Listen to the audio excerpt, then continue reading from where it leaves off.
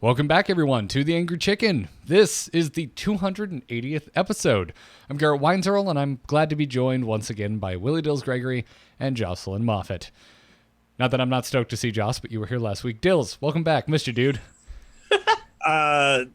Yeah, good to be back. That was awkward last week. I was at a buddy's house watching his dogs, and just the internet didn't work for me. It was really annoying, so I didn't end up streaming at all last week. I finally did get it to work on my iPhone and my iPad, but my computer setup, never. I don't understand. Never ever worked. But yeah, so I ended up I had a little bit of a down week. I bartended a lot.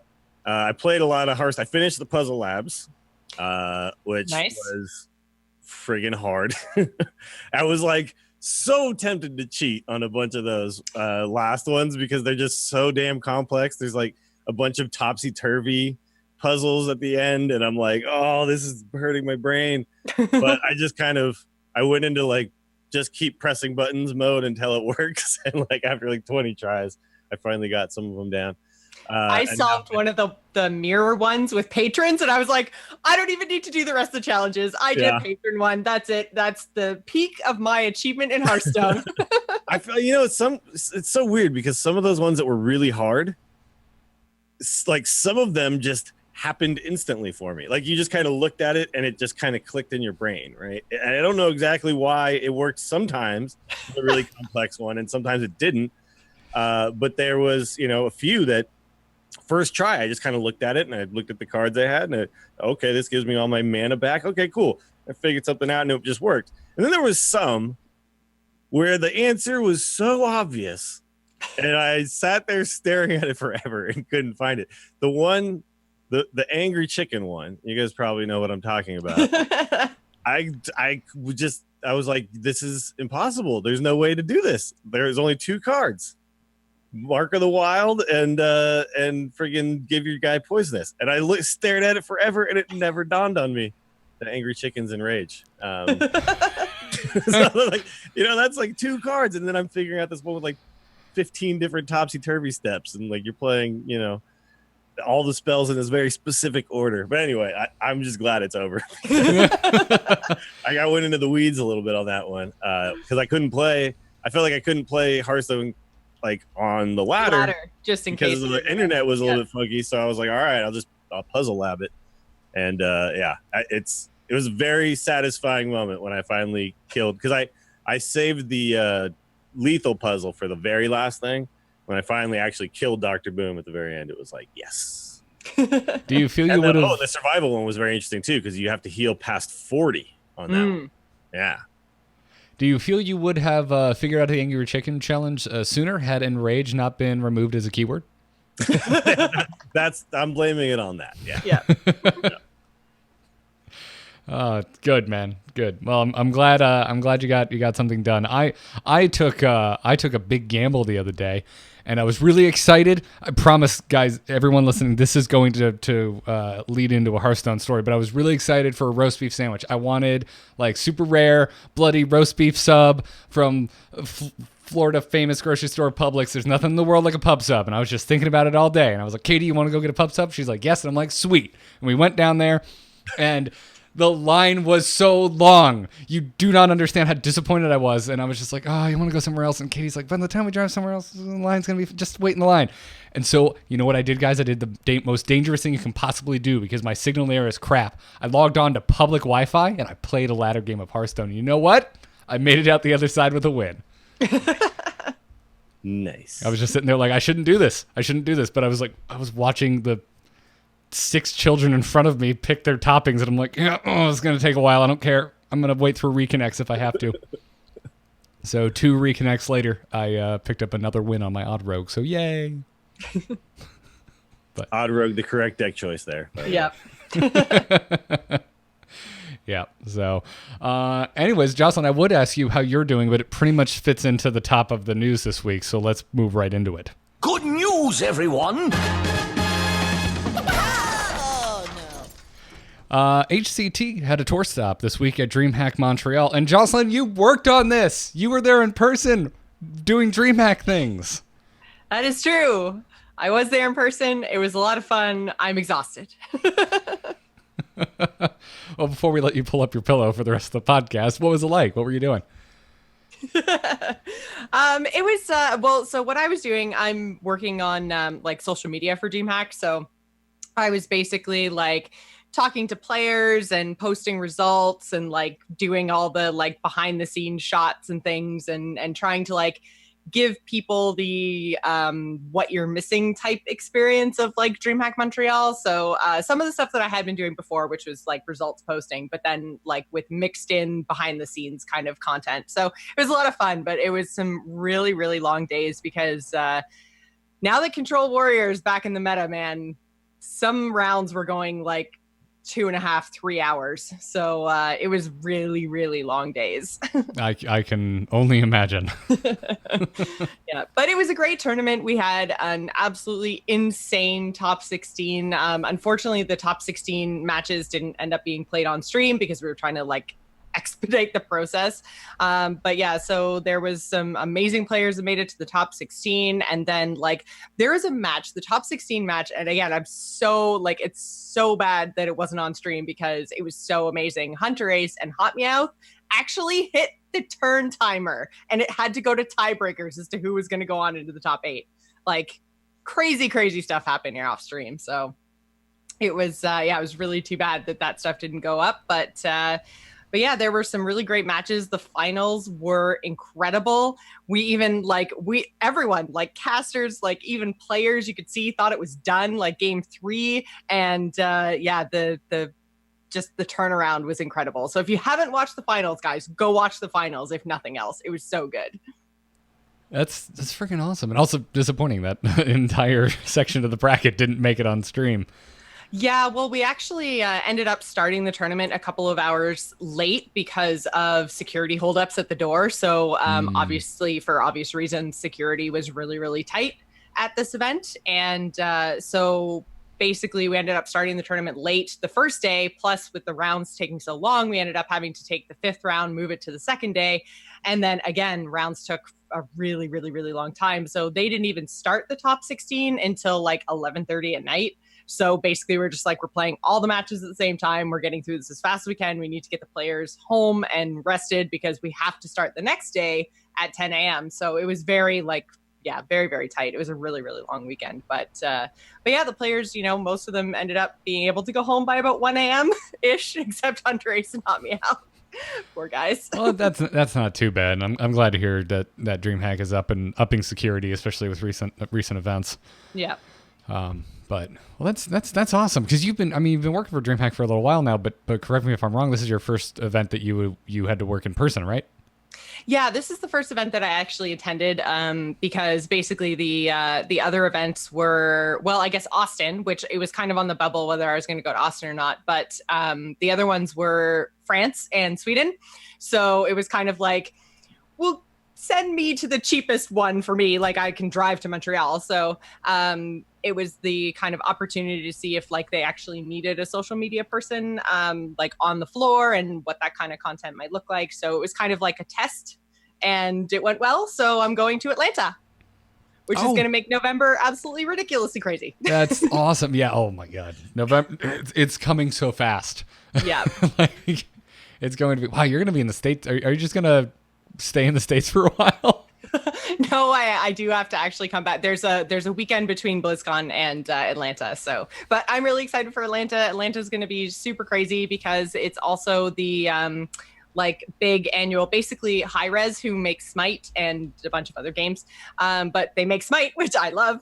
And it's basically like their version of BlizzCon. So it's the Hi-Rez Expo and they're smooshing it into DreamHack. So Atlanta is just going to be absolutely huge. So I'm really excited.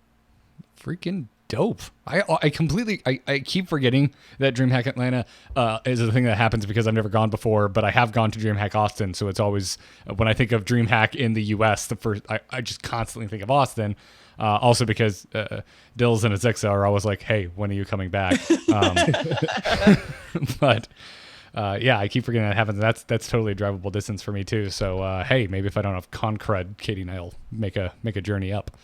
You totally should, because I'm, as far as I know, that's going to be our biggest event in the States. It's going to be bigger than Austin. So they're doing like concerts and all kinds of crazy stuff. It's like a whole lot closer, apparently, to what like the Sweden events are like. So yeah, I can't wait. Sweet. Atlanta's fun, man. Yep. And I've also never been to Atlanta, so. Oh, well, wonderful. Good, good. Hopefully you'll get bitten by the bug, and I'll have one more person to visit when I don't go to Dragon Con. But I think we're gonna make that an annual thing. But sweet. Anyway, if you missed HCT, the Montreal tour stop, let us ruin the results for you. Just saying, won, came in first place, took home $5,000 and 15 HCT points. Fenomeno, if I'm pronouncing that correctly, came in second. Impact and Gallon taking the third and fourth spot. Yeah, and it's actually kind of interesting too, because basically they finished like Tempo Storm. Well, actually, Tempo Storm, the three members of the team, so Amnesiac, Muzzy, and Just Sayin, have now all won tour stops in 2018, which is insane. But yeah, so Tempo Storm came first, Fade to Karma came second, and then Nordavine was just behind them in, I think, fifth and eighth. I think they had two players in that kind of bracket. So that's like literally the same order of the team standings from last season. So it was kind of funny to see them all finish in that order. But yeah, there was a really good team presence there, and Tempo Storm did really well because Amnesiac also made the top 16. So yeah, it's so funny to me when there's still the Twitch chat meme apparently of that it's just an RNG kids game, and I'm like, man, these are open tournaments, guys. Yeah, the best players are getting to the end every single time because they're making better decisions and they're playing better decks. They know what they're doing.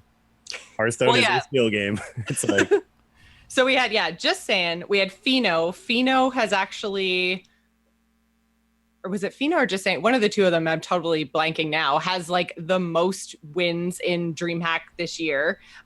We had Gallon, Impact, Yarla, Docpone, Hunter Ace, Orange, Amnesiac, Teray, Hot Meowth, and Purple was 17th. So like just the number of like big name players that came in the top 16 to 17 was incredible. Yeah, you were just talking about Hunter Ace last week when we were talking about EU.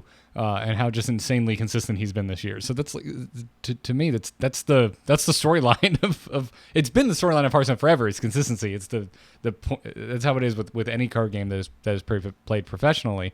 But this year especially, like I think it's really showing off that that is what makes a Hearthstone pro is consistency. Like no, they're not going to take home every single event, but consistency is important. Yeah, and it's really interesting too that because like Hunter Ace previously had been doing really well in a lot of conquest tournaments, and this is last hero standing, so it's like he can even do well in a different format. Like he is the definition of consistency, and I think is now like only 12-ish points away from a 3-star master. That won't tick over until January, but yeah, he's definitely on the road to 3-star master.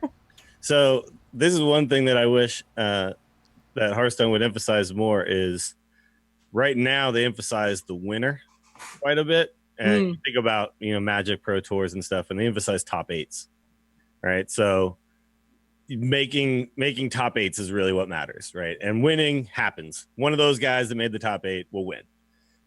But when they talk about a player, and they talk about, this guy is a Hall of Famer now, and you're like, oh, how many wins? It's like, oh, he had 2 wins. We did 16 top 8s, It's because in a card game, once you get to the top 8, this is all the best players. And at that point, the draw dependency of the style of game you're playing and things like that make a lot of difference, right? How the matchups happen and stuff. So the guy who wins, he probably played really, really well and maybe played better, but there's other things that go into that that don't go into, say, consistently getting to the end of tournaments, right? So I hope that they start kind of recognizing that, because you will remember Just Saying, and we'll remember Hunter Ace winning, but are we going to remember Impact and Gallon and, Fenomeno next year when they're talking about this tournament? I'm not sure. I want to. I hope that that's how it goes down, but we'll see. It's like a culture change. Hearthstone doesn't really have that right now. No. Well, I think that the team standings is really going to play a lot into that, is that once Blizzard starts, because we actually, like, technically, Season 3 started at the beginning of August. So season 3, like the season 2 standings are done. The payouts for that have happened. The standings are finalized. Tempo Storm won. Yay. But then August started and we still don't have an official list from Blizzard yet as to like who all of our new teams are. So you can't even like do team standings right now. And we're 2 weeks into September. Like this is kind of a problem, guys. So I feel like if Blizzard actually starts kind of like being on top of fast tracking, promoting, like I don't really know what the right word is because I don't know what the holdup is on Blizzard's end, but if they start doing things that kind of promote this whole team idea a little bit more, then who finishes in even all the way to top 32 all of a sudden is going to matter so much more, because then people will be talking about team standings, people will be talking about team performances. And when you start talking about teams, then you start going a lot deeper into the standings and you start talking about a lot more of these names than we are right now. Because right now we're just talking about, you know, who finished first, second, third, fourth, because that's the only thing that really matters, because Blizzard's not pushing teams. Yeah, I don't really. I always have to remind myself on a regular basis that Hearthstone has teams, that there are teams with multiple players, multiple consistent players, because I'm always just thinking about the game in single player name terminology because that is how it is advertised. Yep. But yeah, it seems like they're going to be well. No, because it's global games. It's not really teams. It's regions. So never mind. Segue doesn't work. But while we're on the subject of esports, at the very least, let's take a second to talk about the global games cheer, because that's going live. It's starting up very soon on September 17th and going all the way through November 4th. You're going to be able to support global games teams by cheering with bits on Twitch. And a portion of that revenue is going to go back to the players on that team. If you're kind of curious how it works, once you do cheer, you're going to be able to track the progress of the cheering, your own personal progress, which will unlock things like card packs and card backs, kind of based on how many times you've cheered. And then there's also going to be global progress towards other unlocked global rewards. The meat of this is that we're getting a new card back that you can only get through this, it seems like, and also we have no idea how much money it's going to cost in the end for any of these unlocks, or how much of that money goes to the teams and players. As far as I know, I think there was like a blog post or a video or something that was posted by them, and basically they said 50% is going to the tournament organizer, so they're keeping 50%, it's going to Blizzard, and the other 50% is going to the team, and then it's split between the members of the team. So, oh, I missed that. All right then, I'm glad somebody saw that. It's a 50-50 split between Blizzard and the team members, and then they divide it between how many people are on the team. So it's 4 players per team, so they get like, what is that, 12.5% of your cheer per player. Okay. So nothing going to Twitch, huh? No more that. Well, I guess like when you buy bits, you pay Twitch anyways. Gets that initial thing. That's how it always works with bits. Because when someone cheers me 100 bits, I get 100 bits. Yeah. Right. Because you already paid Twitch when you bought the bits in the first. Oh, place. Right. I'm sorry. Yeah. Don't stream on the regular or use bits. So. Well, some people are getting free bits by watching ads, so right. Those people are not giving anything to Twitch except for their eyeballs themselves. Yeah, yeah, and that kind of thing. I think it's cool. Same thing like I have my Amazon Prime, so it's cool that I can move around my free sub every month. Mm-hmm. But yeah, I'm so curious, like how much is this going to take in the end? I mean, like free bits aside, like if I really want this card back, which the completionist in me kind of does. How much is it going to cost me? Yeah, and I mean, it's supposed to start next week, right? So I imagine we'll get like how you unlock things next week. But it's kind of odd that they didn't just tell us when they announced it, like how much it's going to cost to buy the card back, which is basically what you're doing, right? I'm just, I'm kind of sad that they haven't been doing this the whole time, because I feel like there was 42 or 46 teams, something like that were participating. And I mean, like if they had things, like if they had special cheer motes or whatever for all the different countries, I totally would have done this while Canada was still in it. But unfortunately they were eliminated. So now I'm like, well, who do I cheer for now? Like I wish this was available weeks ago. Yeah, personally, I don't know. This card back, it's nice.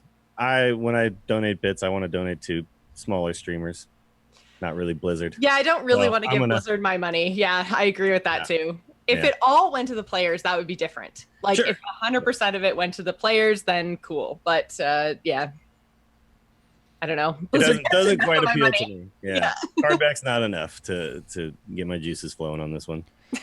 Well, and like they said, like Garrett said, there is like a global progress meter that like as more and more people cheer, more and more rewards will unlock for people who have also cheered. So it's not just the card back. The card back is like guaranteed once you hit a certain level that we still don't know. But there will be more rewards over time, assuming that they hit their goals. But again, we don't even know what those goals are. So Yeah. But I think Heroes has done this in the past too, right? Similar things, yeah. Actually, very similar. I think about it. It's been a little while, or if it hasn't, I haven't paid attention in a while. But the first one that they did, yeah, I took place in that, got myself like a Team Liquid banner out of it and whatnot. Yeah, so probably like, well, no other card backs, but like probably just card packs and other little cosmetic things. I don't know. Hearthstone doesn't have very many cosmetics, so I'm just like, I'm not quite sure what it would be. Yeah, there's If only there was so like many. a new hero or something, then maybe I would be excited about this. But Yeah, there's only so many forms that it can take. In game, anyways. I mean, maybe there's even more emotes to be unlocked or something, and maybe it'll be global. I don't know. That's not that exciting for me either. But I mean, it's cool if you're really into the HCG and you want to support your team. It's cool that you have like a way to do it now, right? yeah, Unless your team's not in it anymore. Well, yeah, and then you get. I mean, the emotes are definitely a carrot on a stick for a lot of people too. Yeah. So people will participate in this. It's just not really my thing. Mm-hmm. yeah. I'm too old for this. I don't get excited about emotes. But and while we're just keep the esport ball rolling, I saw a really interesting interview with the Fade to Karma manager this week. You can find it over on the Inven Global website. I'll have a link in the chat room. But this kind of popped up out of nowhere for me. It just wasn't something I was kind of seeking out. Kind of just showed up in front of me, and it's a really interesting read.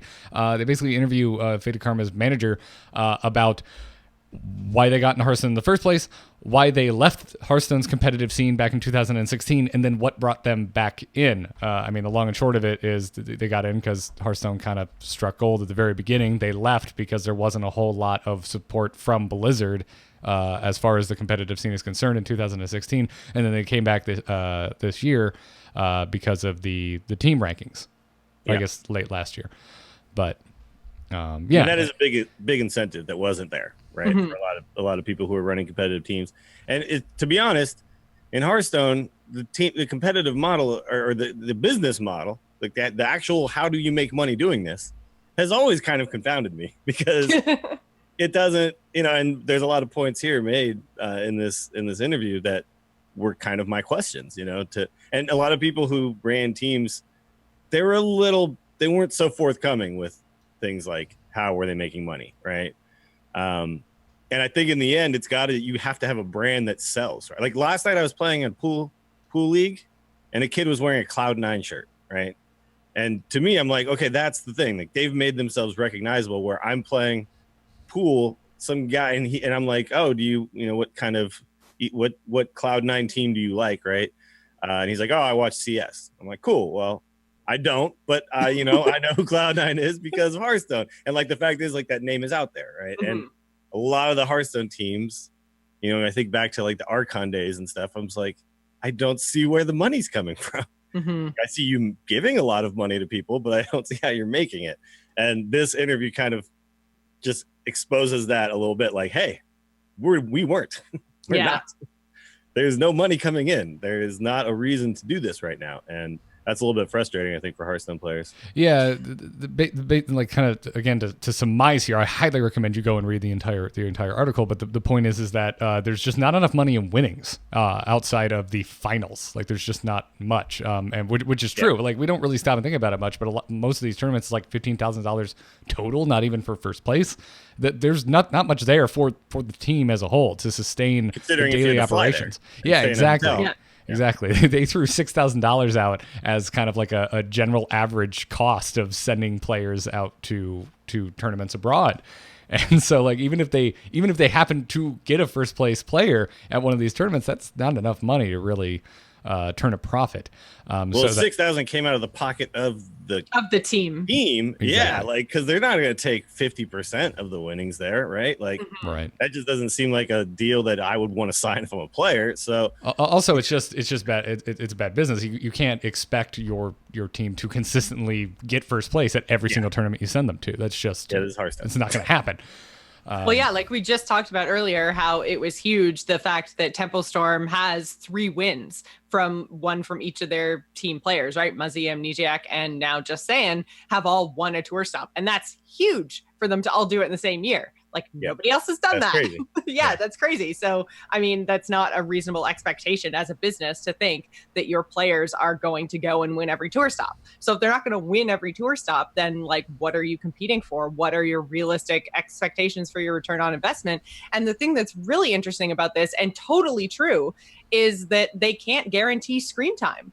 Like we can't, as a like HCT tour stop broadcaster, show you every single match of Hearthstone, which means that your player has to be doing very, very well and then has to win the like random draw for who gets to be on stream when they happen to be doing well. Because even like top 16, you get one of the top 16 matches. The only matches that are guaranteed to all be on stream generally, unless the tournament's running way behind, are you see like all the top 8 matches, the semifinals and the finals. Those are always done. But and then you just outside get of a that, random bunch of matches outside of that. Yeah, exactly. So like you can't, as a team, ever be guaranteed that your player's going to make it on screen. So how do you even go about making money from like sponsors and stuff? Like, I don't know. Like, I'm with you, Dills. Like, how did these teams make money? How did they ever make money? it has to be merchandising, right? Yeah. Like, if you think about it, merchandising is just the way you build a name. Cloud9, Tempo Storm, right? These names that like become synonymous with like the players or being good or something like that, to the point where people then root for these teams, and then they want to buy a Tempo Storm jersey. They want to buy a Cloud9 jersey. The problem is that, in Hearthstone, it's really hard to do that because, like you said, it's hard to get screen time. We used to have, and this is brought up actually in this interview, we used to have things like the Archon team tournament thing, right? Where literally every week you're going to see exactly that team, and they're going to be called out by the name of that team as they're playing. Like, you don't even know how much they're going to talk about. Obviously at Dreamhack, they were mentioning a lot that Just Saying is Tempo Storm because of what you said, like because they're doing so many crazy things right now. But you're not going to hear the team name of all the players all the time. So even though they might get on the broadcast, they still might not really get any real publicity from it, right? So having a team tournament is, I think, really important, and Blizzard's not supporting that. They're supporting a tournament. Their team tournament is based on country, so it's not even by actual esports team. So again, it's like, are these countries sponsoring their team? No. Like, so the teams themselves are kind of feeling a little left out, I think. And so I hope that actually, because I think it is important. I think Hearthstone is a great team game, even though it's super individual, and at its core, it's a super great team game, because when you watch some of these team tournaments and you hear players talk about it, one of the most popular streams right now going is Firebat, whenever he has like Zalay and Purple and stuff, like just on his stream having a call and they talk through turns. People love watching this. So, I really think, in HGG, even though it's been great, I don't think it's really grabbed a foothold as far as like what Archon Team League did or Trinity Series did when those things were out. So I hope that Blizzard looks at this and says, yeah, we should have another thing like this, but with the esports teams that we're now supporting, right? Because we have the standings, we should now have a tournament, right? Yeah. So. Well, I know like Trinity Series is my absolute favorite thing to watch in Hearthstone. I love when they flip over from casters to the team comms, and it's something I don't understand why they don't do in HGG. Like, just tell the players, like, expect for your comms to be public at any time and, go. And I understand like not all the teams speak English and stuff like that, but there's no like, but if a country is playing, then those fans are going to be watching, and it's a reasonable expectation to think that they speak the language. Just because I don't understand what every team is saying doesn't mean that there shouldn't be representation of many different languages. Well, So and you can get translators. Esports have been dealing with this since Brood War days. Ever since someone in the U.S. decided to take an entire day to download a VOD. It's fine. I We think figured it they out. absolutely should have opened up team comms, because I think that's super interesting. And I think that's some of the best commentary that there is in Hearthstone, is actually hearing what the players are actually thinking as they're moving through their turns. Like, that's I agree. where the interest level is. So I would like to see HGG do that for sure. Yeah, it's very unique, and something I think Hearthstone needs more of right now. Because right now, every Hearthstone tournament I tune into more or less looks the same right now when I come in. Watching a guy kind of furrow his brow as he thinks through every single possible turn is, and then they rope every turn, and so the casters kind of end up going on these tangents. And it's like, and I get why they have to do it. And when I cast things like the taco, I tell players, hey, slow down a bit, because our players tend to be used to just playing on the ladder, right? They're not always tournament players, so they don't take forever on every turn. Or sometimes I don't get a chance to talk through possibilities and things like that. So I could see like that there's two sides to this coin here. Like, it's good to have all this time to kind of talk through everything, all the permutations. It's also can be a little bit tiresome because the tournaments take forever, and the casters just kind of have to fill space, So. Well, and I mean, like, even some of the early turns, like, no matter how good a caster is, sometimes, like, it's the player's tournament life that's on the line. There might be only one choice or only two choices of how to play out this turn. The player knows it at the beginning of the turn. The casters know it. The casters say it. And then it's like, well, what else do you say here? Because he's literally just sitting there going, okay, I think this is best, but I'm going to take my whole turn because just in case, like, I'm just going to look and wait because I don't want to make a mistake. So, like, it's not even necessarily that the players are thinking through that, or maybe they're thinking through, like, if I do this, then he does this, and they're 2 or 3 turns ahead. Like, no matter how good the casters are, like, there's only so much you can talk about when the players are sitting there just trying to collect their thoughts and, like, make the right decision. Like, what the two options are. What else do you talk about? Memes are always the answer. I do want to mention, though, because it seems like every time we bring up alternatives to anything on this podcast, be it alternatives to ladder, arena, anything at all, we always get messages from folks that seem to be misinterpreting anything that we are suggesting as replacing what is currently being done entirely, and that is never the case. I think what we are suggesting here is more tournaments being varied, not replacing the current kind of status quo for HCT entirely, but it would be nice if 1 week it was your typical one-on-one HCT tournament, and then next weekend I had a team league to tune into. Yeah, and what's really interesting about the whole HCT tour stop is another thing that they've kind of touched on. Because there's so many tour stops, the prize pools aren't that big, so the players are having to travel all over the world pretty much constantly, because there's like 27 tour stops, so there's one like every other weekend. So these players are going all over the place and spending all this money to try to win and try to get these HCT points, and like there's just not enough money. And I'm wondering if like 27 tour stops is just too many. Like, if you cut that down to 15 tour stops and up the prizes, would that be a better system? Like, yeah, it's not really, because the cost is so huge, it's not really like generating the storyline, I guess, that they were going for. I don't know, but what do you guys think now that we've had a couple of seasons of tour stops? Like, I'm good, winded. bad? I'm winded. It's too much to watch. Individual tour stops don't seem important enough. Like, I just it kind of like my desire to watch it is more dependent on how much the meta has changed right before that tournament than any other factor, because there is so much Hearthstone to watch. So if I look at the deck list and it's like, oh, well, this is the same as it was 4 weeks ago, and those 4 other weekends there were tournaments, I'm not going to watch that tournament. I'll pull up a bracket afterwards, and I'll see if there are any big upsets, and I'll keep an eye on Twitter to see if there's any highlights I absolutely should go and see after the fact. But I don't have the desire to sit down and spend my entire Saturday watching a Hearthstone tournament, because it seems like I'm more because likely there's one every Saturday. Exactly. I'm more likely to see the same thing I've already seen before for my effort. So I don't know. I've always had a weird, I feel a weird, or at least an unpopular look at how I would like my esports given to me, because I got on board with StarCraft 2, and in the early days of StarCraft 2, the only real thing we had was GSL, and it was group stages, and it was like one group a night until we got to the round of 16, and then it would be like one bracket a night, and it was very regimented, very easy to follow. You knew exactly who was going to be playing at what time on what day, and you usually had like a week's advance in terms of the schedule. So it was just, I found it so easy to digest, and I knew what was important, I knew what wasn't, and what was on the line.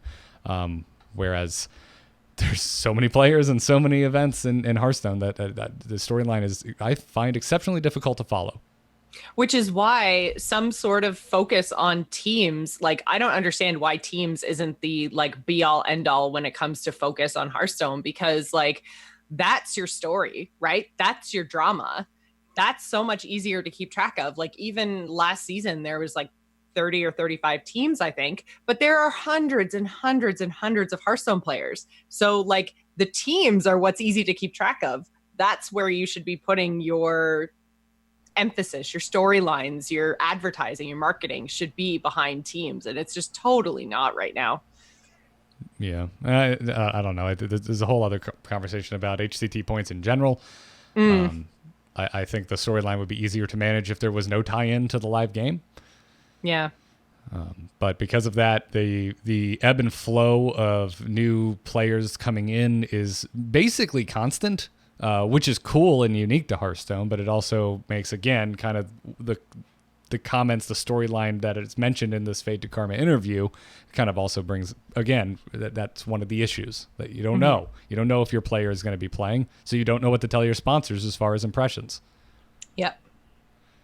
So it's just... I also just, real quick, this is kind of unrelated, but I want them to just get rid of the ladder grind as a thing, period.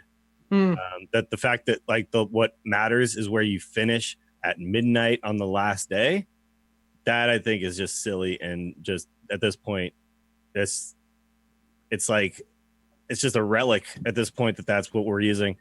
It seems much more positive to say if you've hit number 1 at any point in the season, or if you've hit top 10 at any point in the season, you are now qualified for a tournament that then decides like how many points you get, right? There's just so many better ways to do it. So I hope that that's looked at next year, because they made so many improvements this year. This year has been better. This one thing that I also want to say we take away from this interview is not all doom and gloom. Fate to Karma came back. There's a thing that happened here that brought a team back. Now, that being said, there's so much more we can do that will bring even more teams back and generate brand new teams, right? So hopefully they move towards that, because the players are getting burnt out at the end of every month doing this thing on 3 different servers and stuff to try to earn the exact amount of points to get to this one specific tournament. It's like, man, if you could just try real hard at one point and then be like, oh, cool, I did it. Now I can focus on preparing for that tournament. I think that'd be so much better. I'm completely with you, because it's extremely impressive when players play across multiple servers and get points across the board. But do we want them to have to do that? Do we want them to feel like they need to do that? I argue the answer is no. Yeah. It makes it so that the only way to be a Hearthstone pro is to be one of these people who can play for 16 straight hours on the 31st of each month, right? And they've even made like that. Doc Pone, it's like, wow, he can make it to like Bunny Hop. You're like, he has a job and goes to school? No way. And it's like, well, you should be able to kind of balance these things. Well, and even then, too, with the number of tour stops that they have now, it's like the players, the burnout level is incredible, because every single month they have a tour stop either right before or right after the end of the season, which means they are traveling, they're trying to figure out lineups, they're trying to practice for the tournament, plus they're grinding ladder to try to get that perfect finish. And that end of the month ladder it's like Dill said, midnight on the last day of the month. So like they have no control over when the last day of the month is. They have no control over these tour stops. They have to travel. Like some of them have even said like they're literally on a plane over their time. So do they risk like plane Wi-Fi and dropping games? And like, it's just the amount of stress and burnout for them. It's unfair and it's not really competitive. Like that's not a fun story. That's not a good thing to have your pros doing. I don't know. Ladder's very problematic. Yeah. Well, again, as Dill's brought up, this article does focus on the good as well. The actions being taken by Blizzard to at least start to alleviate some of the stress and anxiety of trying to be a professional Hearthstone player. And it also, the manager admits in this that no, it's not perfect. It could be done better, but we're back because of team rankings. Like that got them to come back. And there's also an interesting conversation here about how Hearthstone content creation can help supplement the lack of prize pool dollars. But then that's another thing, right? Because you're expecting your players to play in 27 tour stops a year. You're expecting them to do well and earn you team points. You're expecting them to have high ladder finishes. You're expecting them to be in playoffs. And you're expecting them to be streamers and content creators. F that noise. I'm sorry. That's too much. I wasn't saying that, and I'm not sure the article was either, because at least it was framed in this case with Fade to Karma in their first transition when they went from competitive to non-competitive. They just hired people as streamers. We saw the same thing happen with Archon, what seems like it for ages ago now. And so that's something to keep in mind as well. You can have your pro roster and you can have your personality roster. And I don't think there's necessarily anything wrong with that. Of all the things we talked about here to try and alleviate all of the hurdles that need to be cleared, I think suggesting, hey, maybe you have two parts of your crew, one to go kick butt professionally and one to kick butt in an entertaining fashion. I think that's fine. I think that's okay. I don't think there's anything necessarily wrong with that. But I think it stands that Hearthstone esports could use a shakeup, if nothing else. Yeah, and I mean, I'm glad that Fade to Karma is back in the scene and that team rankings have done that. But I also think it's kind of crazy because, I mean, talking about prize pools and saying that, like a tour stops 15K, the winner gets 5, like that's not really enough to cover expenses. Team rankings, that's per season. There's like one prize pool per season. That's it. Like it's not, and by season, it's like literally the 4-month competitive season, not like the ladder seasons that are only a month long. So, I mean, they're getting a payout of not even 10 grand. It's like what, 7,500, I think, for the top team.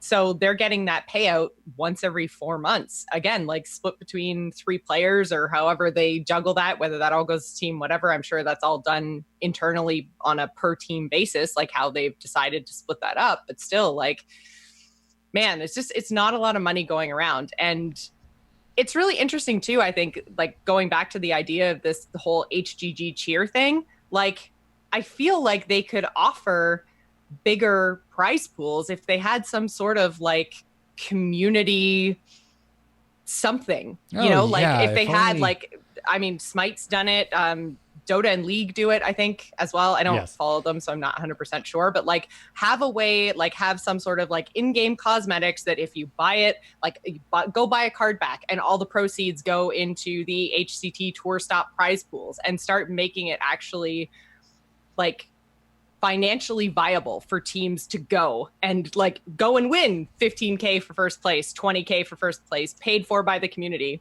I think that's a much better model. I agree. I mean, we're coming hot off of the international, so everyone is talking about this, but we've been talking about this for years in Blizzard games. I remember talking about this on StarCast for StarCraft 2 Wings of Liberty for like the International 2, being like, hey, wouldn't it be cool if they put some stuff in StarCraft we could buy to, up the prize pools or to support the teams of our choice? And I mean, it's proven that it works, so I don't know why there's not more of it across Blizzard games. We see a little bit of it in Heroes. But that's kind of it. So, Heroes does it? Yeah, they've had items in the past, mounts and whatnot, and the cheering thing that they did a while back was team specific. Like I said, you claim a team, I claimed Liquid, and if you took part in it, you could get things like banners and sprays. So. It's all things to consider. Again, I would highly recommend everyone go and read this. Go over to inventglobal.com.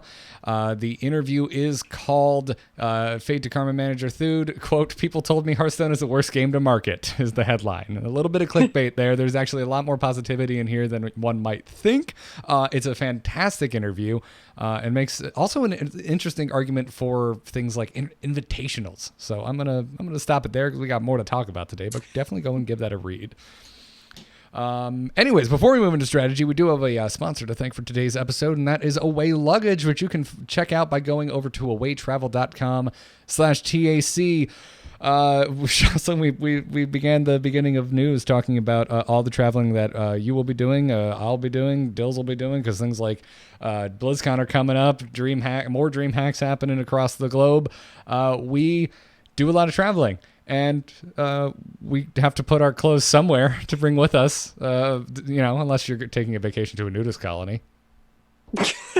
I don't talk about those live on the air, Garrett. God. Well, I mean, and even then, let's be honest, you have a lot more room in that piece of luggage now for things like game consoles and laptops and. Exactly. For my nudist vacation. Yeah, and sunscreen. You're going to need a lot of sunscreen for that vacation. So you can just load up the luggage with that instead of clothes. But whatever the case is, Away Luggage has got you covered. They make really nice luggage. All three of us have a piece of Away luggage. Thank you, Away. And it's so nice. It is the nicest piece of luggage I've ever owned. And if you get a carry-on, they have two different sizes. They're very aptly named. One is called carry-on. The other is the bigger carry-on. Anyways, they both have internal batteries, so you can charge your devices on the go.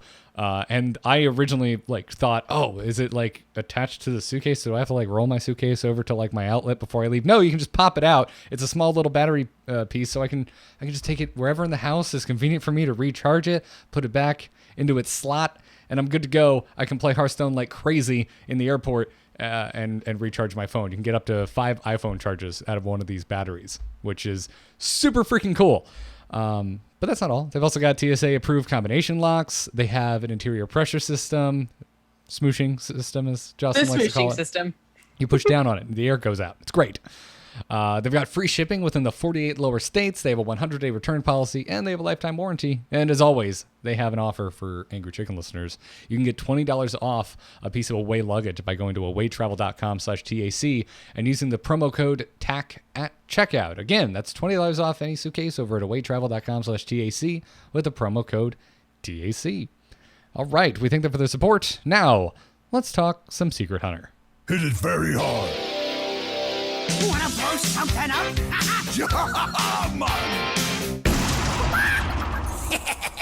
Time to pay! Dills, what is going on with Secret Hunter, aka Subject 9 Hunter?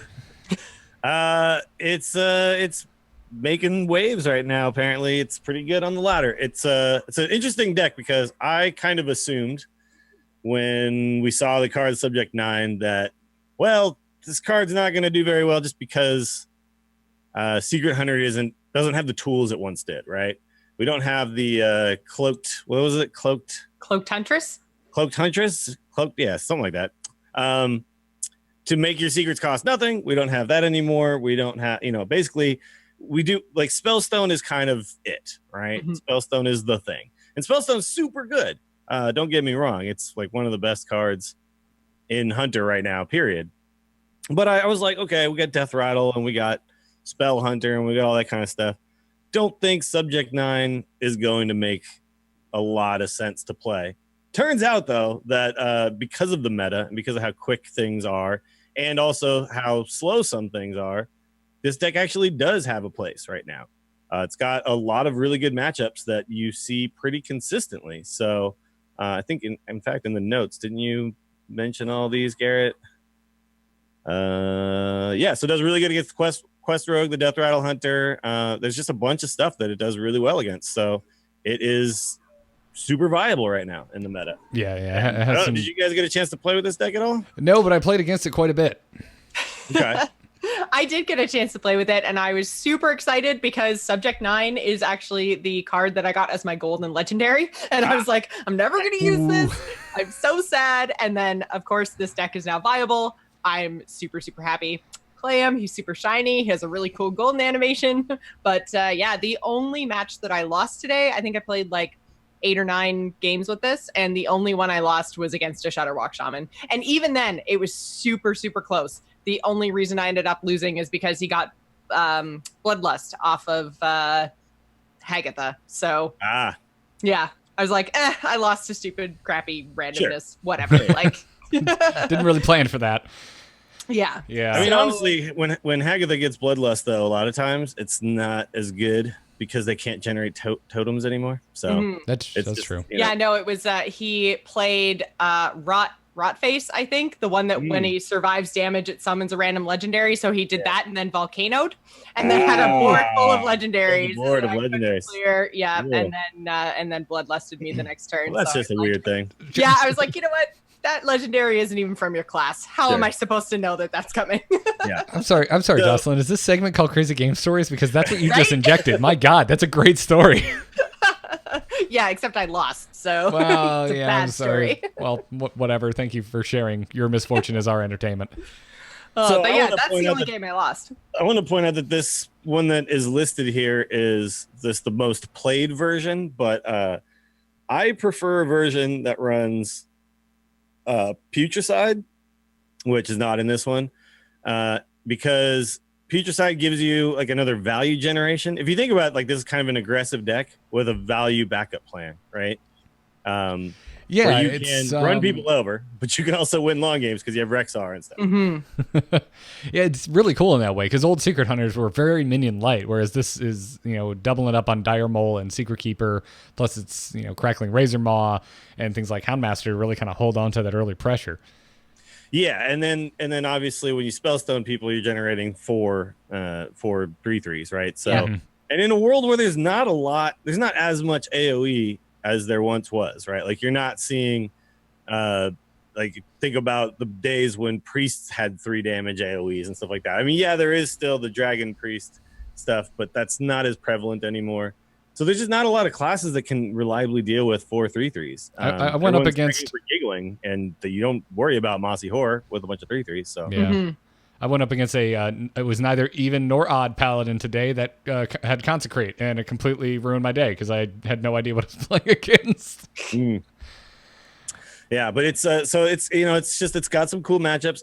The version that I play though, like I said, has the let me see. It has the Putricide. It also one thing that I thought was kind of interesting is a lot of these versions that I'm seeing on HS Replay are running double Venom Strike Trap, which I disagree with. They're running a single Wandering Monster. I think Wandering Monster is a much stronger secret. There's a ton of variants or customization in the traps that are included in these decks. Like if you just if you're on something like HS Replay, Filter by Hunter and Subject 9, and like they all have double Explosive Trap, they all have double Freezing Trap.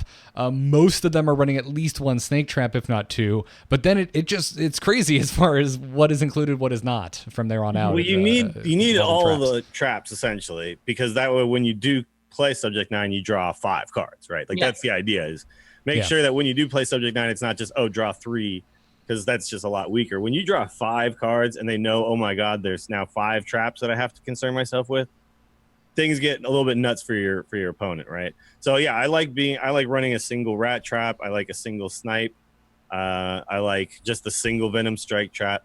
I like to just kind of like vary things up quite a bit, because what I found is that in aggressive matchups, Venom Strike Trap sometimes becomes a dead card because they are not trading with your minions anymore, right? Like if you go up against like a Heal Zoo and they get a little bit ahead on board, suddenly Venom Strike Trap is never a thing because they're never trading anymore. They're just hitting face, and so it doesn't do you any good to have, right? So that's why I really like to kind of mix those things up. Like a Snipe can be really good against them. You just kind of kill one of their next minions that they play. And then, of course, Putricide. If you could get a Putricide plus a couple of traps down, and even like turn 6, like this plus 1 trap, it just like they know 1 came from you and 1 is totally random, and so that puts a wrench into any plans. Like they suddenly have to play around all these things. That's one of the strengths of this deck. I think I will say this. I know a lot of people are playing this deck at high legend. I think this deck is even stronger if you are somebody who is in the 25 to 15 range. So anybody out there who's listening who got Subject 9, as their legendary and is, kind of a lower ranked player, definitely give this a try, because against top, legend players and stuff, they'll generally play in the correct order around traps, but that's not always going to happen as you get further down the ladder. So you will just completely, screw people because they'll play right into stuff, which is just so satisfying when you're playing a deck like this. Yeah. Like somebody drops their Gadgets and Auctioneer into your snipe and you're like, haha, I gotcha.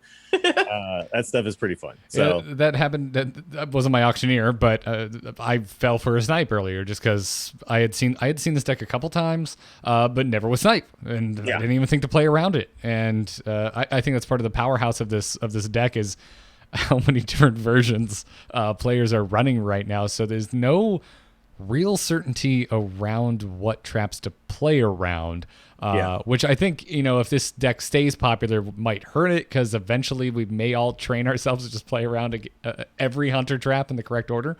But I think it'll be a while before we all start doing that all the way down the ladder ranks.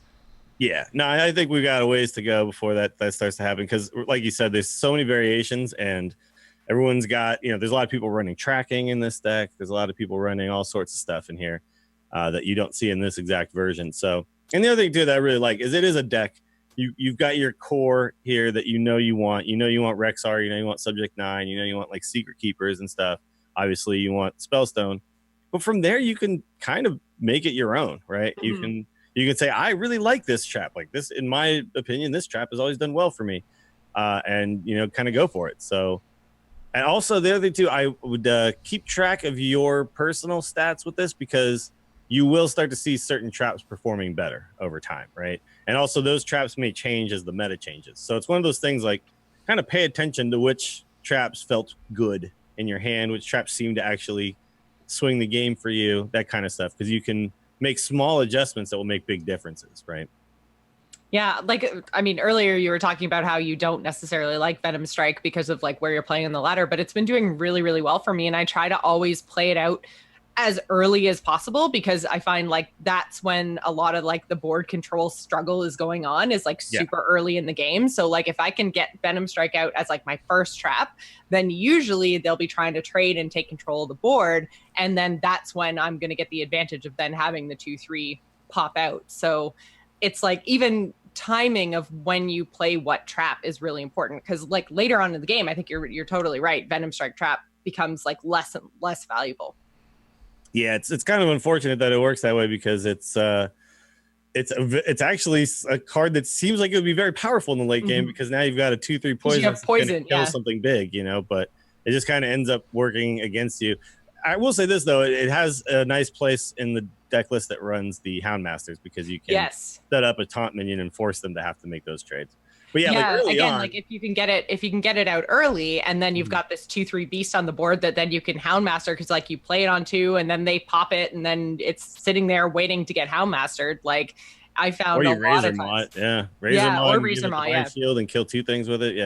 Yeah. Another thing too is like Secret Keeper into that trap is pretty good, because they always want to kill off your Secret Keeper. Yeah. So, it's the deck has explosive starts that it can get, but another thing that's kind of weird about it is that the best 2 cards in the deck by far are Rexar and Subject 9. So even though you really do want to be mulliganing for the Secret Keeper, Dire Mole, Crackling Razor Maw start, I tend to hold on to Subject 9 and Deathstalker Rexar and just say, hey, if I get to these, I'll probably just win from there. Okay. I don't hold on to Subject 9, but I definitely hold on to Rexar when I get them, for sure. According to HS Replay, they both have over a 50% mulligan win rate. Subject 9 almost at a 60%. Yeah, wow. I know. It's crazy how good it actually is. And like I was with you, Jocelyn. I was like, no, I keep this to draw into later on to reload, right? But if you just drop it on 5, all of a sudden you just have a full grip of cards. It does such a good job thinning your deck. Like, even if you're not looking for traps, suddenly you're not drawing traps, you're drawing Houndmasters and all that kind of stuff. I will also say another card that I think is a pretty decent inclusion in this deck is a Houndmaster Shot, which is not in the version that we're showing, but it is such a strong card. With Spellstone, a fully loaded Spellstone with a Houndmaster Shot is just disgusting. Oh, and zombies, man. Sure, and zombies with exactly. It's just, and it's also just you drop it on 4, and if they can't deal with it, then suddenly you just win on 5. Whatever. Right? So it's another card that I think people might want to consider. This deck, I will also say too, and at some point during this Boomsday season, I would like to maybe have a wild episode where we delve a little bit more into wild.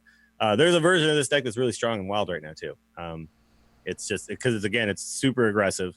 It can kill off the star aligner druids before they get to their star aligning, which is very hard sometimes because I do it on like turn 6 now.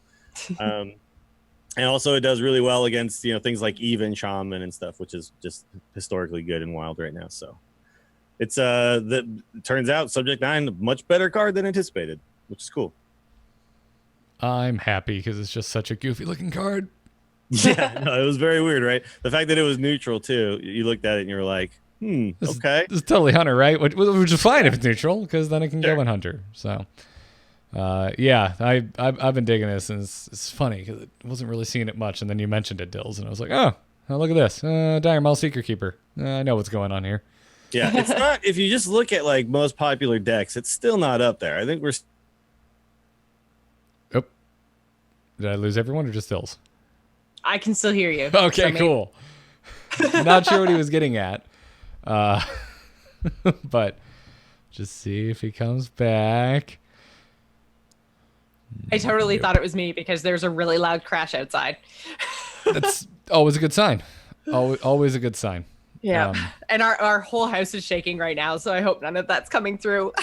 Yeah. I mean, to speak to its popularity, I mean, it's definitely rising because Death Rattle Hunter has been very, very popular, especially at High Legend. And this deck has an extremely good matchup against it. I think it was just last week that this deck made it onto Tempo Storm's meta report. So it's definitely on its way up. And according to them, it's tier 2.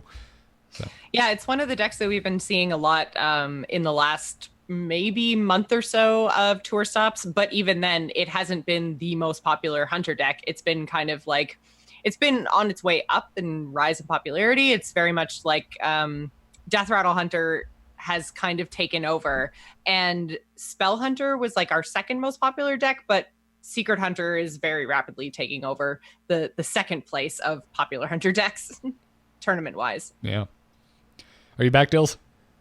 Yes. Cool. Yeah, it shows up on the trending page right now on HS Replay, but it's not still not near the top when you just look at like just Hunter decks. Mm-hmm. Still seeing mostly Spell Hunter, Death Rattle Hunter, but yeah. I feel like it's close. Like it's maybe one of the problems is that people haven't quite figured out the proper build, and so that's still kind of being worked on. But once that's found, it might actually be, a really, really viable choice when it comes to tournament play. I know we've got a little time left still, but what the hell is Hunter going to look like when Deathstalker Rexar is gone? Aggressive again, I guess. Yeah, tier 6. Yeah. Well, because I mean, Deathstalker Rexar really does shore up a lot of the Hunter decks, right? It's like they have an early to mid game plan, and their late game is literally Deathstalker Rexar. Period. That's the only plan. So I don't know. Once it rotates out, we're gonna need something to replace it for sure, and I don't know if we're gonna get it. Maybe Odd Hunter comes back. Maybe. No, I think that's true. That could be, which would still has another year once we hit the next standard year. So, but yeah, we got the deck. It's HS Replay. This stuff is easy to find, but the deck list is in the show notes if you want to go check it out. Let us know how your Secret Hunter goes. We have one more sponsor to thank today, and that is MeUndies, which means it's time to talk about our underwear. You guys like wearing underwear, right? This is literally my favorite sponsor. I love when we get to have MeUndies days. Mm-hmm. Yeah, if some people like to free ball it. If you want to feel like you're free balling it, and yet, boy, you should really work for the slogan team over. MeUndies. Yeah, you should really work for the slogan team over at MeUndies. Want to feel like you're free balling, but not be. Oh man. The comfort of free balling with the control of not. With the control of underwear.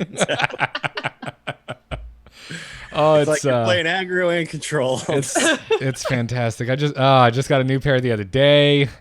I don't know why they have like little tear tabs at the top with like a Ziploc like interlocking like thing. I'm never going to restill my underwear in these things, but it's great packaging and I get excited opening it.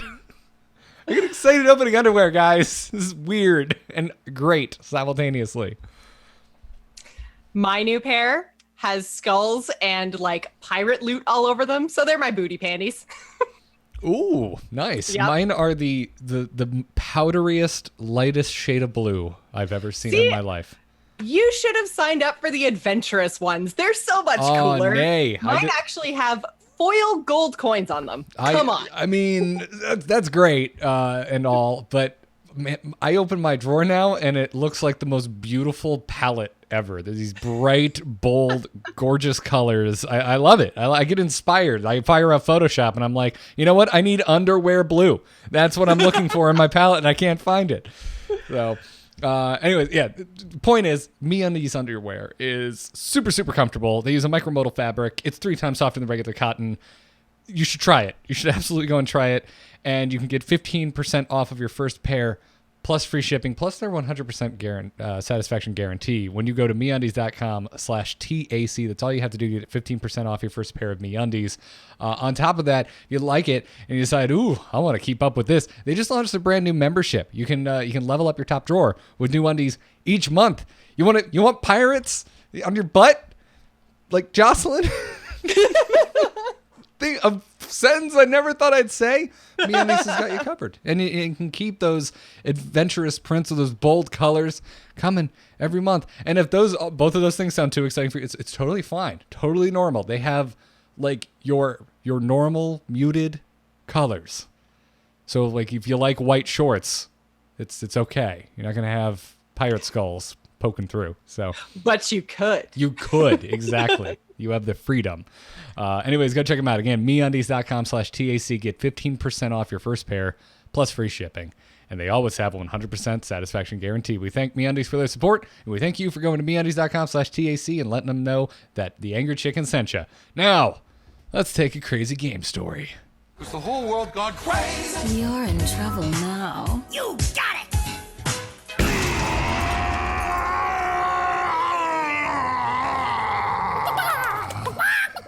You can send your crazy game stories to tacpodcast@gmail.com and Twitter. Y'all took our challenge and ran with it, so we are still sorting through all of the tweeted crazy game stories we got. I can't believe how many stories y'all were actually able to fit inside a tweet. I know they're longer now than they ever used to be, but still an accomplishment nonetheless.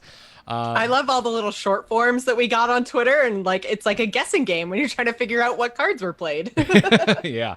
So I wasn't here last week, by the way, but did you guys see the Reddit post where somebody claims that the crazy game story was a lie? No. On our subreddit? No, I'm embarrassed to admit that. I didn't listen all the way through the episode. I listened just kind of like the first half and the news parts and stuff. But they claim that there's somehow something that couldn't be done. Detective Dills was not there, so I don't know exactly. Yeah. Well, this one actually linked to the HS replay, and I went and watched the replay because I totally didn't understand what was happening, and then I was like, oh my god. Oh, I see what happened. Oh, it was an eye for an eye. Yeah. Crazy game story last week. Yeah. Okay, so they were wondering how they could have drawn a paladin secret because they were a mage. But people brought up that if it was Togwaggle mage, he could have Togwaggled the Dr. Boom. At that point, he is no longer a mage. He is a warrior.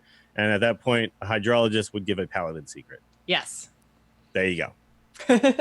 Gotcha. Diego Centric in the subreddit did point out that the writer did skip over a lot of the game for the sake of brevity, which is what we prefer.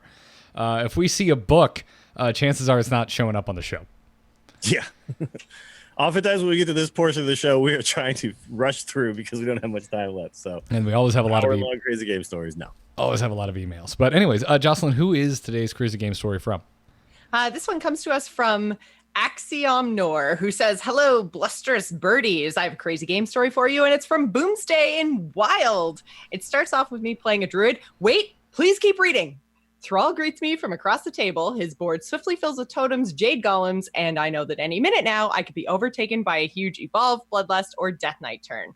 I'm playing, as all druids do, draw, armor up, pass. We're getting on in turns, and he's managed to exhaust my resources. Huge boards turned into treants, which turned into sneeds, which beat the armor off my face. Finally, I know this is my only shot. With 2 cards left in my deck, I play my final Spreading Plague and Wrath for draw. I've drawn all but 1 card. He punches me further and further and drops my health to 1. But with Major Domo Executus in hand, nothing can stop me, except devolve and evolve. I draw my final card, which is Clockwork Automaton. But my scarabs are now 1-drops. Okay, I think. I just need to trade these for board space, and there's a 2/0 attack minions. One's a runic egg. Death Rattle, draw a card. I'm in fatigue, and when my combo drops, I take a damage and die. Or do I? I play Aviana, Kun, Clockwork Automaton, Cube the Automaton, Major Dormo, and then accept my fate to die as Rag. But no, Hearthstone interaction saved the day. I play Deathwing, my runic egg dies, I draw, take my fatigue damage, Malfurion dies, but then somehow I have 6 mana remaining and I'm Ragnaros the Fire Lord. Too hot, I emote as I hero power, and Thrall takes 32 damage to the face. Oh my lord, that is I got nothing else to say. I did not know that your hero could die, but then because your hero gets replaced with a hero that has an actual health value, that would overwrite the fact that your hero died. That's really crazy.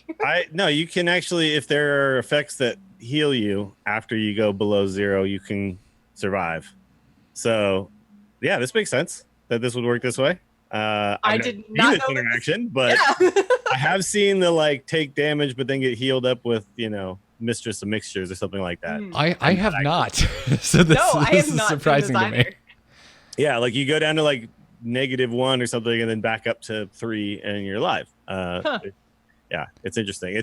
It resolves all effects and then it checks to see if you're dead or not. Yeah. It says, oh, you're not dead. So you can die in the middle.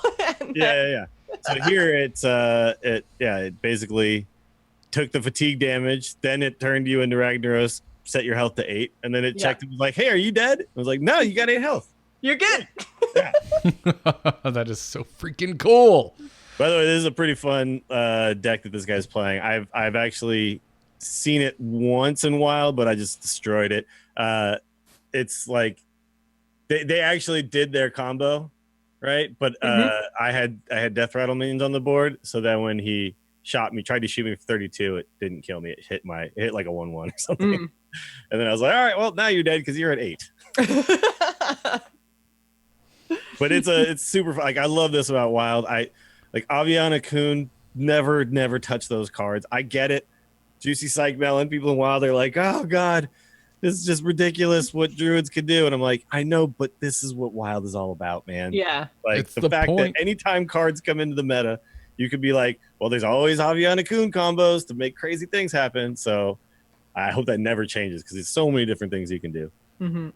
As long as it doesn't. I like the Aviana Kun decks. I think they're fun. But that being said, I haven't played Wild since the new expansion hit, so maybe it is oppressive. I don't know. Hey, as long as it's not the only deck being played. Yeah. It is not. Yeah, you can still run over a lot of druid decks because they still do, like you said, you spend a lot of your early turns ramping and drawing and not doing anything to the board. Mm-hmm. So, if anything, maybe the card that needs, I don't want Aviana Kun touch, maybe it is Spreading Plague is still too good, stuff like that. Because you do nothing forever and then you're like, oh, by the way, I don't care though. That I have not built my board because here's 7/1/5s with taunt.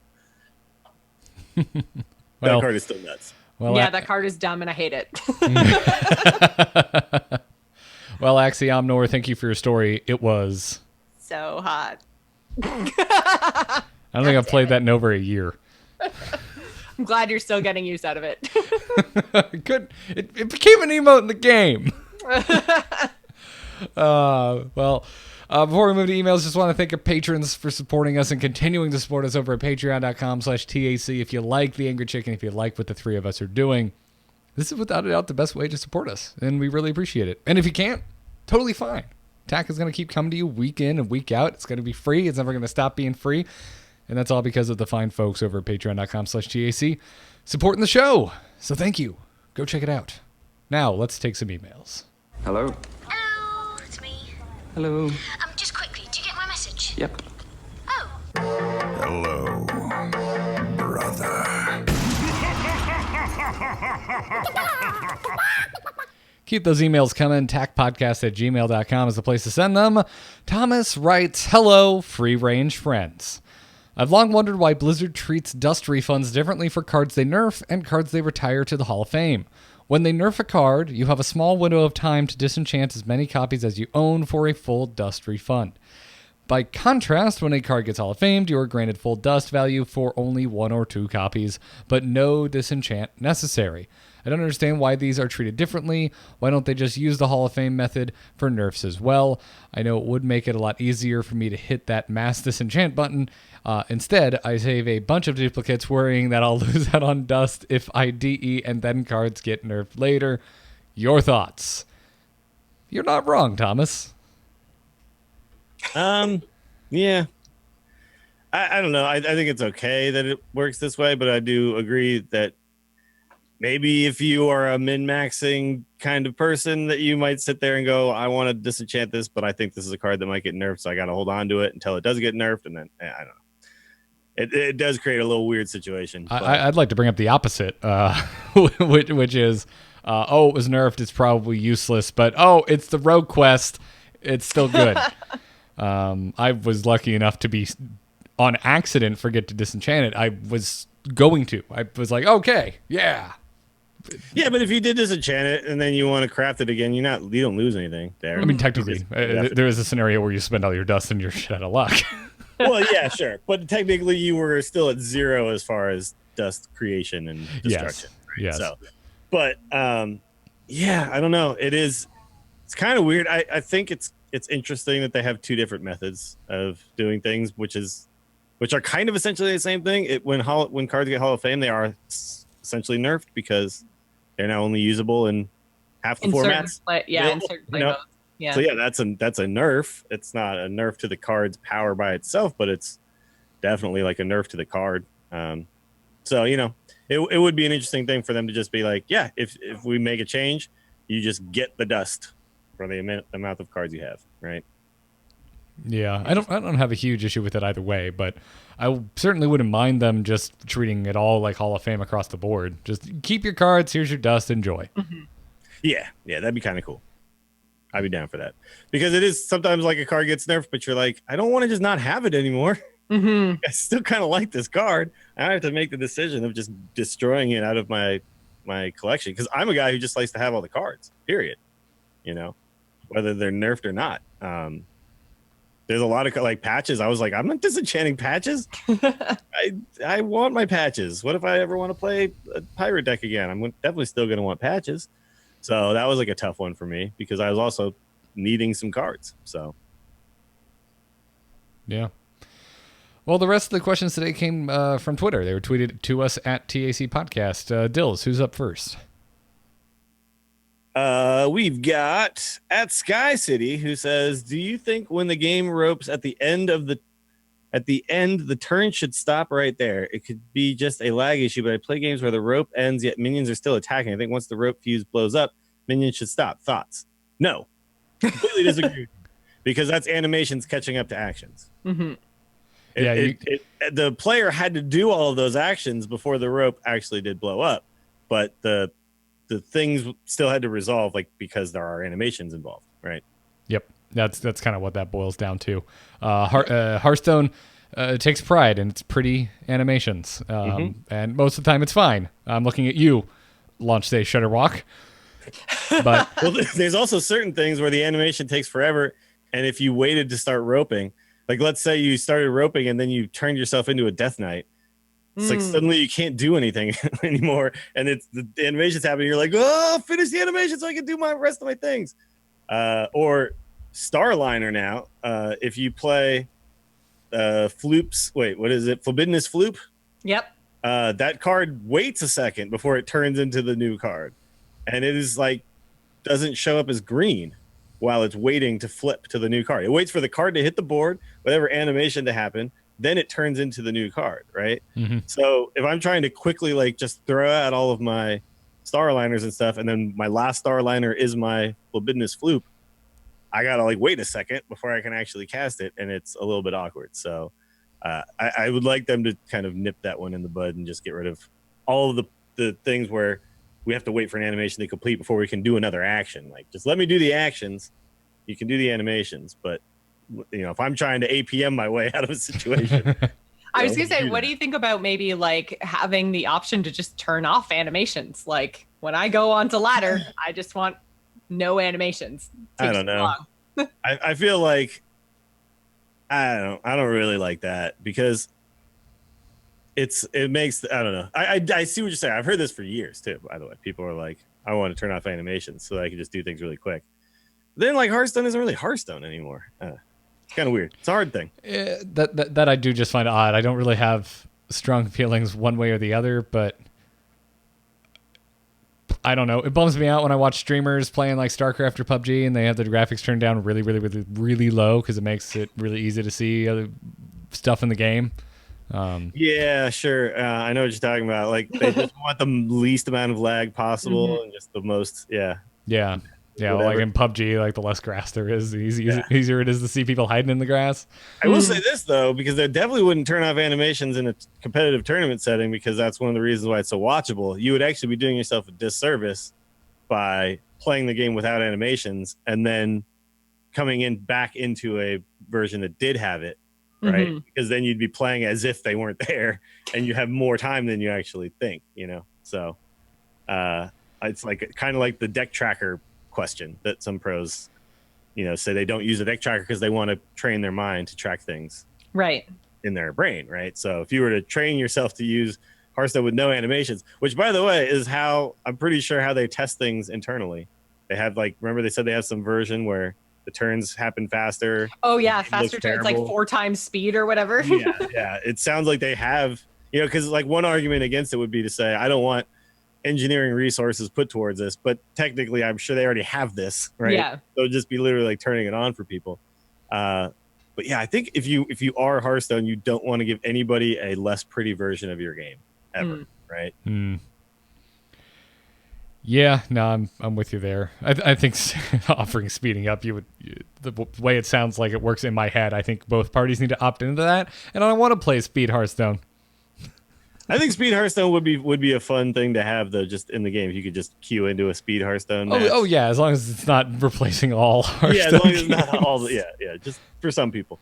But I do think it would be nice maybe if they could speed up animations when the rope starts burning, right? So that things happen a little bit quicker, so you can actually get stuff done. There's only a few problematic animations, like I said, like the Death Knight comes out and then slowly like replaces your hero. You're just like, come on, man, like there's no time for this. That being said though, in terms of like competitive Hearthstone, I don't necessarily want them to make roping more appealing. Do you know what I mean? Like players already take a really, really long time, take their whole entire turns. Like we used to make fun of Life Coach for doing it. Now freaking everyone does it. And I think it's just because like the state of the game that we're in right now, there are so many like tog, waggle, random effects and things. Like there's just, it seems like there's so many different things that you have to think about. So I totally understand why pro players are doing it now, but I don't want to be like, well, also if I wait till the rope, I can actually get a whole bunch more stuff done in the rope because animations are going to be faster. Like, don't incentivize waiting until the very end of your turn. No, I agree with that. By the way, I want to point out something that Magic Arena is doing, and that is gives you, because you know there's so many like phases and stuff, and sometimes like you spend a long time thinking about one particular phase, right? Like do I respond to something in the blocker choosing phase, right, or whatever it is, right? Assigning blockers phase. And then I have no decision to make when it comes to say like second main phase responses or something like that. What they have is they actually have a system where it gives you a certain amount of timeouts in the game, which are just, they're like extensions, right? It'd be interesting if they shortened the rope time, but then gave you a few extensions per game to allow you to think through complicated terms, but not think a minute and a half every single time. Because a lot of what the pros do, sometimes they know exactly what the turn's going to be. What they're doing is they're thinking about 5 turns from now, right? Mm-hmm. So do they really need a minute and a half on that turn, or could we just shorten it to like a minute? And then when they need to figure out a complicated board state, they could press a button that gives them like an extra minute, right? Yeah. It'd be kind of interesting. And then that would be a whole other topic of conversation for the casters. Like, does he want to use his timeout here? He's only got 2 of them, you know. Yeah. Yeah, that would be interesting. Boy, that would be a big change to roll out. It would be, but I mean, I don't think it's like, to me, like a minute is still plenty of time for most people, right? A minute and a half is kind of a long time. Yeah, especially when you're doing it every single turn. Yeah, I don't know. I think I'd have to. I guess I just have to see it. I have to see it, because in my head it's like, well, it seems to kind of punish more complicated decks and favor potentially. Yeah, I mean, if you have a deck that's got a decision to make every single turn, but usually you don't need the extra 30 seconds every single turn. It's just like here and there. They're just like, usually in a game, there's like a couple of times where you get 5 minions versus 6 minions, and you got to figure out how to make the trades. Yeah. I think the innkeeper himself should just get impatient and at some point be like, just be like, I'm cutting you off. Let's speed this up. You just come in and just be like, you have 1 card. Yeah, exactly. Now that's an animation I would pay for. Yep, exactly. All right, Jocelyn, who's our last question from? This one comes to us from Jared McElmore. It says, we're almost 2 full Hearthstone years into the 2 class-specific legendaries per expansion approach versus having more neutral legendaries. Thematically, it makes sense with Death Knights, quests, weapons, etc., but has it created the class diversity that they wanted, and should they stick with it? Yes. I think it has. I like the way a lot of the classes feel. They tend to feel quite different, especially I think DKs are the biggest change, right? They're the biggest thing that set different classes apart. Once you change into your Death Knight, you're doing totally different stuff. Yeah, no, completely. I mean, just look at what we've been talking about for the last few weeks. Like, there's legitimate borderline tier 1 decks for every single class in the game. Almost, it's great, and it's been like this for a little while. I mean, we've had some rough patches, but overall, there's been fantastic class diversity all year. So I like it, because I don't know. I really like legendary minions like a lot, and I don't really want them to go away. But I really enjoyed the experiments that they've taken in a second legendary for each class, and where that's led us. Everything has not been the same level of successful. Sure. Like, you look at DKs. There's some very successful ones, and there's some okay ones, and there's some that are just terrible. But well, the issue with Death Knights, like if you think about, say, quests, right? A quest is a build around card that you then get every single game. You always have it. So you build your deck around it, and you know that that's going to matter, right?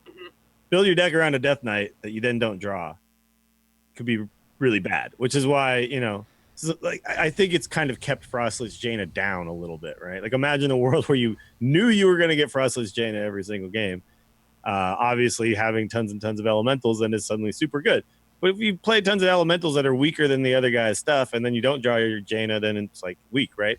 This is why like a card like Rexar is really good, because you don't have to build your deck around Rexar. You just put Rexar in, and then when you draw him, he's really good, right? Same as Gul'dan. So, yeah, Gul'dan. It's like I still am just playing a bunch of stuff. Even if I summon only 1 demon back with Gul'dan, it's like now I just turn on this super sweet hero power. It doesn't really matter. It's not like the deck has to be built around drawing. Like, think about like this is why the Shaman Death Knight is terrible. It's like I have to build an evolved style deck that puts lots of minions on the board. Then when I actually get my Death Knight, I can no longer put minions on the board reliably. And then it's, so that's like, it doesn't really end up working out as well. Where then you look at quests, and it's like, this is why I think Quest Rogue has been able to kind of stand the test of time, is it's a quest that you can build your deck around, and then you can always kind of do this thing, and then once the thing happens, it's very powerful. That's why I think the Warrior quest is also really good, because you can reliably build your thing, and then once you get the thing, it's pretty powerful.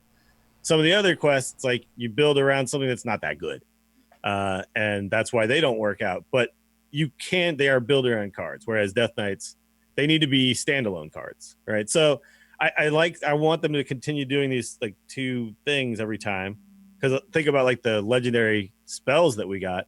Like some of those are really cool, but again, they suffer the Death Knight thing, but they give you this opportunity, right? That I think is really interesting, and they don't make the game like play out in the same way every single time. But they give you like, okay, I could be this type of priest, or I could be this type of priest, or I could be this type of shaman, or I could be this type of shaman, this type of hunter, this, like, that's what I always want to be happening. I just don't want the world that we end up in where it's like, oh, if it's shaman, you're mid-range shaman, which is kind of where we were for a long time, right? Yeah. Oh, if you're hunter, you're aggro hunter. Like that's the only option there. So giving 2 means that some of them will work, some of them won't, but at least you'll always have these like things you can look at that send you down different paths.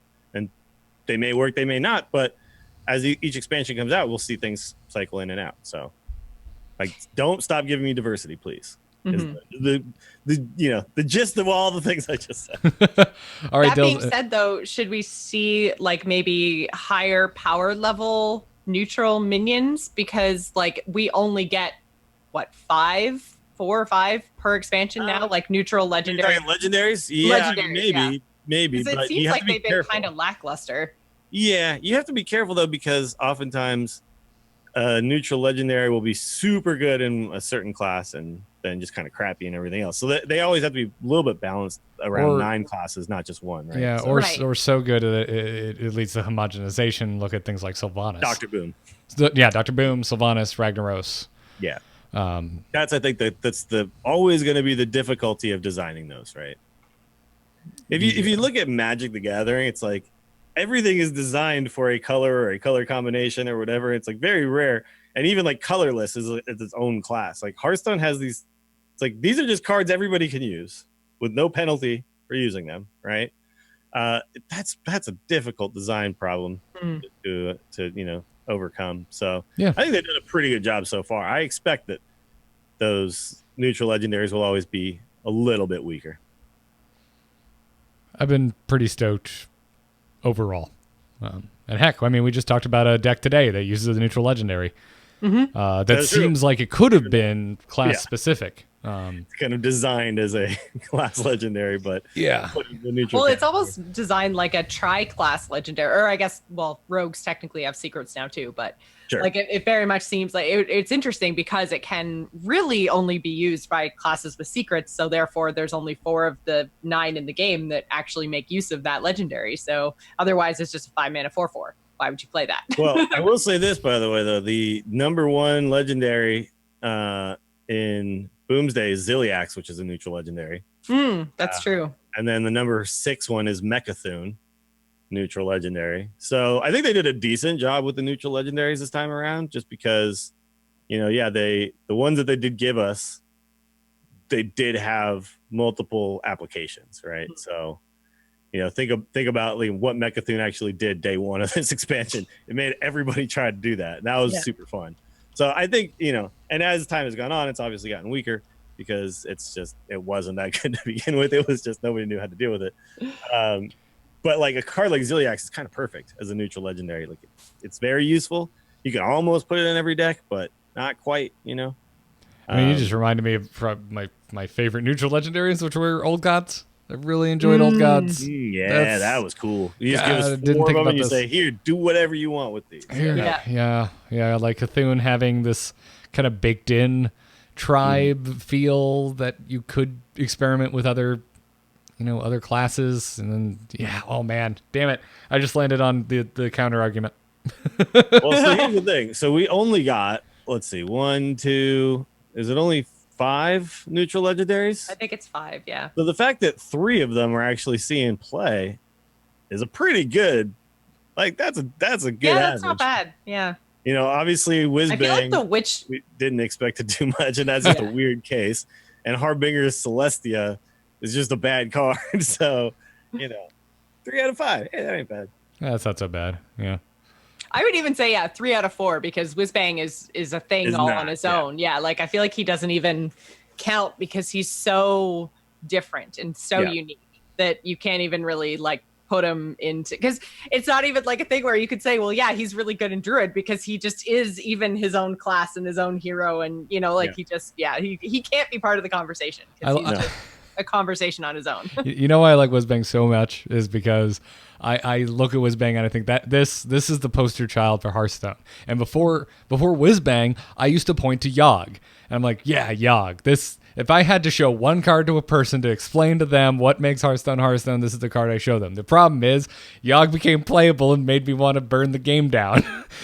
Whereas Whizbang is just great and fun and something that seems so strictly unique to this game. Yeah, I like it is. It's super cool. By the way, I want to throw my hat into the ring here to officially support Yogg being unnerfed in Wild. Because it's not gonna be good anymore. You know what I mean? But it's sometimes you just want a meme, and you're still the ultimate meme card, and you just can't even do it now. Like the power level is so damn high. The power level is too damn high that you can't play Yogg anymore.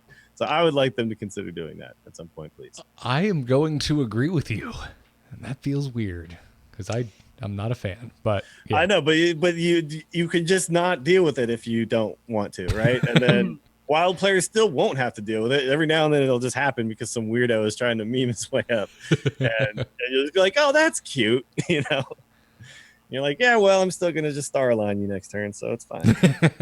Yep, I dig it. I dig it. I'm surprisingly with you. I hadn't really thought about that, but yeah, all for it. But thank you. We got to do a Wild episode anyway. We gotta start talking about some Wild at some point in this. I know you guys don't play a lot, so maybe we'll wait until a week where you guys can like dip your toes in a little bit and get a gist of what's going on. Yeah, it's crazy over there. Let's make a project out of it and get some lead time. But pick a forward date and then give us some time to lead up to it. I have played more Arena recently than I have played Wild. Sure. I had a weird thing like last season. I did what I was kind of saying I was going to do all the time, which is I reached at least rank 5 in both, which damn dude was harder than I expected it to be. I've been having a hell of a time in Hearthstone as of late. Yesterday was the first time I've seen a win streak in like 2 weeks.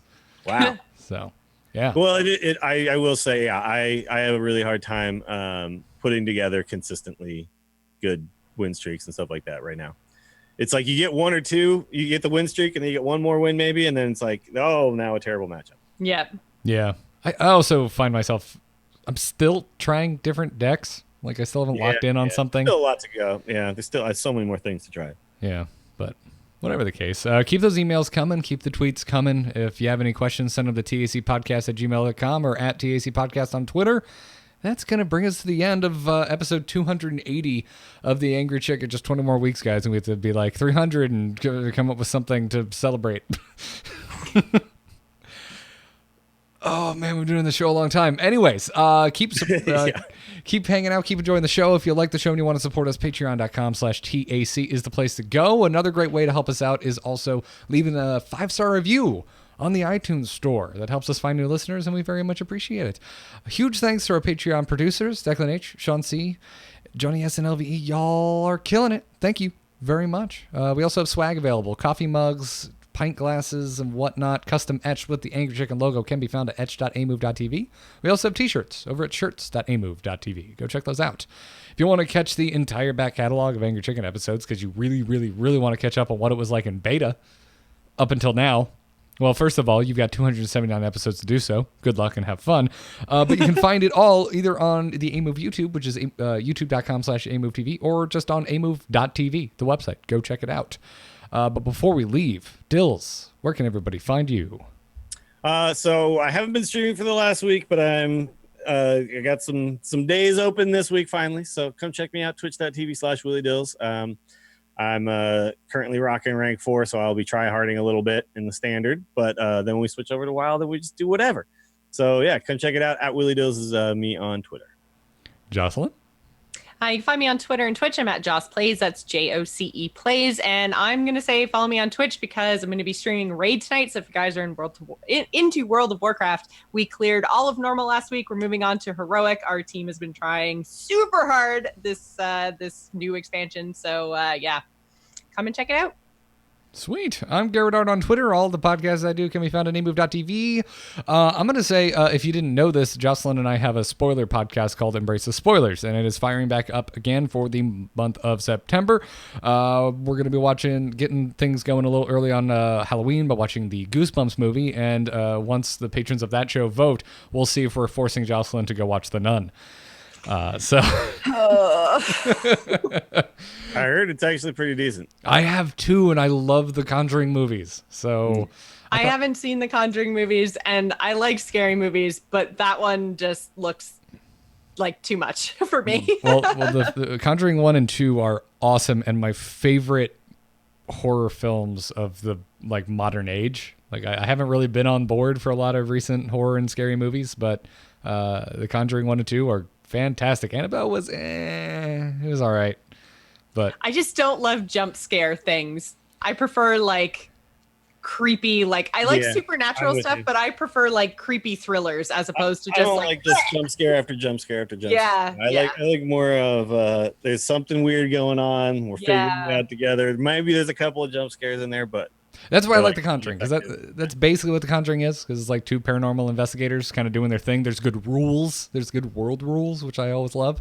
But there's also some jump scares, which I don't know about you, but I always do that thing where I'm just like, ha, ha, ha. You just nervous laugh to make yourself. I wasn't scared. Get me. Yeah, didn't get me. No, I totally scream. Jump scares, they get me every time, even when I know they're coming. But whatever the case is. And normally I feel like I know where the jump scare is coming, but the trailer for The Nun, it's like you think you know where the jump scare is coming, and then it comes from some totally different place, and I just can't handle it. I gotta say, I give them props for that at the very least. At least they're trying. Last movie they did that was The Descent. That movie gave me nightmares for months. So yeah, I don't want to have nightmares. Whatever the case, go check out Embrace the Spoilers. Every other podcast that I do can be found at amove.tv. Check it out, everybody. That's going to wrap it up for this episode. We will be back next week for episode 281. But until then, job's done. Job's done. Job's done. Yes!